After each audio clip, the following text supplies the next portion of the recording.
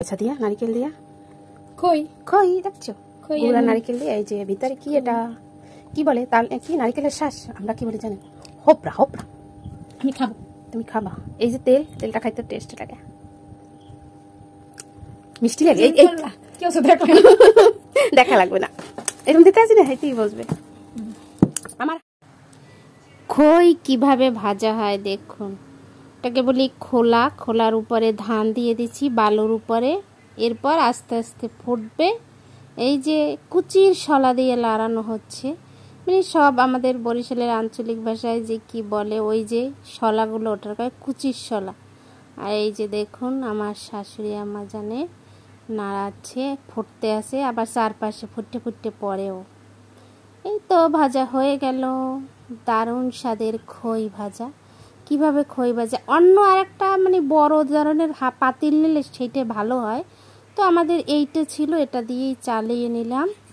খই ভাজা খাইতে তো হইবে ভাই যা আছে তাই দিয়ে ম্যানেজ করে বুদ্ধি খাটিয়ে করতে হবে আর এই যে খই ভাজা হচ্ছে এবার খাওয়া হবে এটা কি খাওন বরিশালের এটাও আর একটা খাওন খাইতে আছি আমরা সন্ধ্যার নাস্তায় এটা কি গুড় তালের গুড় খেজুরের গুড় দিয়ে যদিও টেস্ট বেশি হয় কিন্তু আমার কাছে তালের গুড় আছে তো তালের গুড় দিয়ে সারি মিষ্টি কম লো আগে এটুক তো লাগবে এখন নারকেল ডালো হালকা একটু পানি লো আপনাকে আর একটা জিনিস দেখেন দেখেন সাদিয়া বানু কি করছে আমার নারিকেলের দেখতে পাইছেন এরকম খাইলে নাকি নারিকেলের এই ভালো লাগে না নারিকেলের এটা কি করে জানেন মালই মালই আপনারা তো অনেক কিছু জানেন না কোন অন্য কিছু আমরা যেটা করি সেটাই আপনাকে একটু শিখেই বরিশালের ভাষা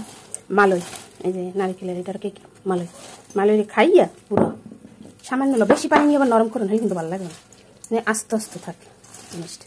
দুধ চায়ের সাথে খাইতেও অনেক মজা কিন্তু আমরা আজকে নারিকেল আর গুড় দিয়ে খাবো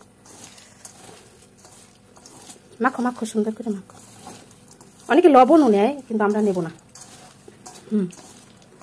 অনেক মজা অনেকদিন পর খাইলাম এটার কাছেই নাও এটা তো আর লাগবে না গুড়ে তুমি হাত দিয়ে খাবা আমি তো ভদ্র আমি তো আর হাত দিয়ে কিছু করিনি হাত তো তুমি করছো এই জন্য আমি চামচ দিয়েই খাম